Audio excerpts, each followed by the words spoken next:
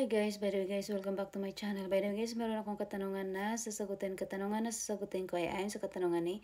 Tawagin lang natin siya sa pangalan na Naya Takud. Sabi niya, kahit ba may salary deduction na gagastos ka pa rin ba sa agency sa Maynila?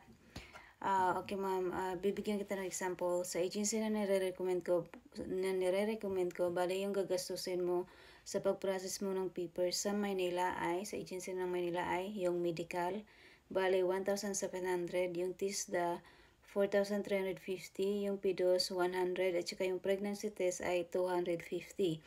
Pero pagdating mo ng agency sa Singapore, i-refund po nila ito. Yung medical, TISDA, PIDOS, at saka pregnancy test. And paalala lang, yung TISDA pala, kung ex-abroad ka na, hindi mo na kailangan na kunin. So, pwede mo na itanggalin yan.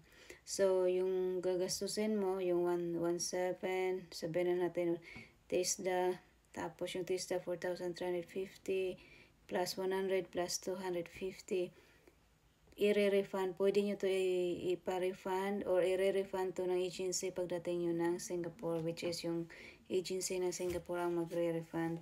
At saka plus sa pamasahe nyo pa, sa inyo din yung pamasahe at saka pagkain nyo kung magpa-process kayo ng papers nyo sa Singapore. Ganon ang ginagawa nung agency na nire-recommend ko kasi sabi nila para makapanigurado sila na pag nag-back out yung applicant, walang magiging problema sa kanila.